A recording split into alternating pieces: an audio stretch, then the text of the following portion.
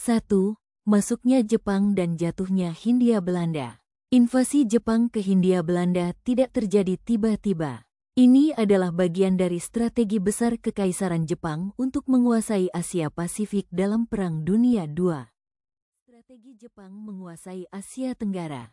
Setelah berhasil menguasai Manchuria di Tiongkok pada tahun 1930-an, Jepang menyadari bahwa mereka membutuhkan sumber daya alam yang melimpah untuk mendukung industri dan mesin perang mereka.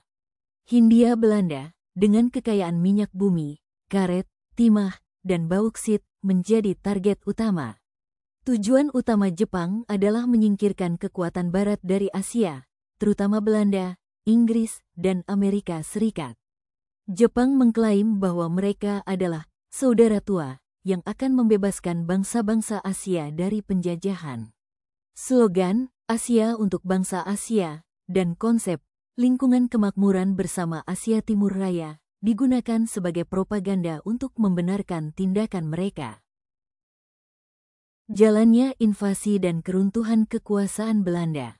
Asteris serangan Pearl Harbor, tanggal 7 Desember tahun 1941. Jepang melancarkan serangan mendadak ke pangkalan militer Amerika Serikat di Pearl Harbor, Hawaii.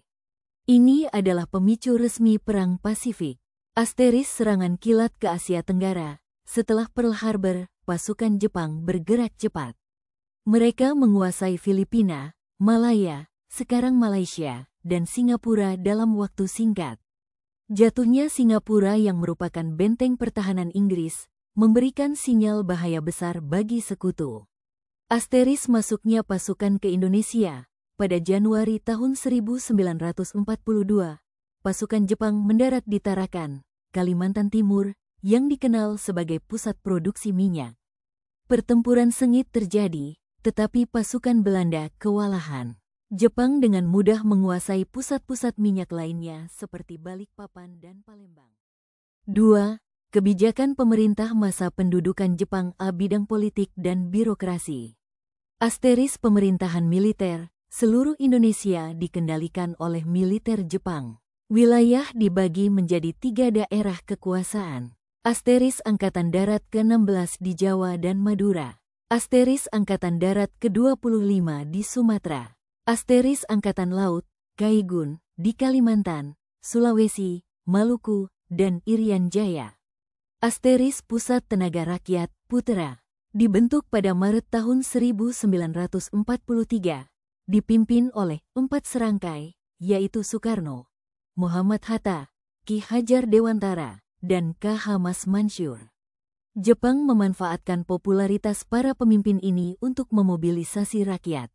Namun, para pemimpin ini juga memanfaatkan Putera untuk menyebarkan semangat nasionalisme dan persiapan kemerdekaan secara diam-diam.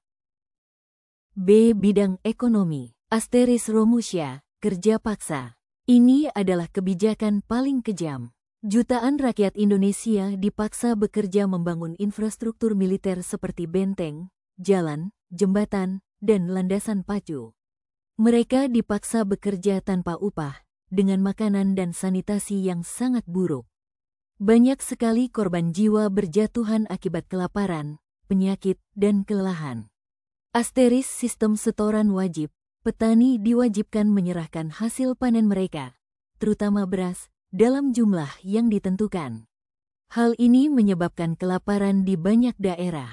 Asteris penguasaan perkebunan, Jepang mengambil alih perkebunan besar milik Belanda. Perkebunan teh, kopi, dan gula dimusnahkan dan diganti dengan tanaman yang lebih strategis untuk perang, seperti pohon jarak, bahan bakar minyak pelumas, dan tanaman serat. C. Bidang sosial dan militer. Asteris propaganda dan budaya, Jepang berusaha menanamkan ideologi militeristik dan kebudayaan Jepang. Asteris Seikerei, rakyat Indonesia diwajibkan melakukan ritual hormat kepada Kaisar Jepang dengan cara membungkukkan badan ke arah Tokyo. Asteris Seinendan, barisan pemuda yang anggotanya berusia 14-22 tahun. Tujuannya untuk mempertahankan tanah air dari serangan sekutu. Asteris Keibodan, barisan pembantu polisi yang bertugas menjaga keamanan dan ketertiban. Asteris Fujinkai, organisasi wanita yang bertugas mendukung perang, seperti menanam bahan pangan dan mengurus dapur umum. Asteris Heiho, pasukan prajurit Indonesia yang secara langsung ditempatkan di dalam Kesatuan Tentara Jepang.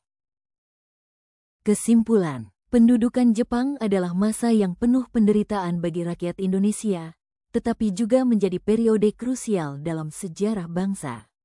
Penyerahan kekuasaan Belanda tanpa perlawanan yang berarti meruntuhkan mitos kekuatan kolonial. Kebijakan Jepang yang kejam dan eksploitatif menumbuhkan kesadaran nasional dan semangat perlawanan. Namun, di sisi lain, pelatihan militer yang diberikan Jepang kepada pemuda Indonesia dan penggunaan bahasa Indonesia sebagai bahasa resmi justru menjadi modal berharga bagi para pejuang untuk bersatu dan memproklamasikan kemerdekaan. Masa pendudukan Jepang adalah jembatan yang menghubungkan berakhirnya kolonialisme Belanda dengan lahirnya Republik Indonesia.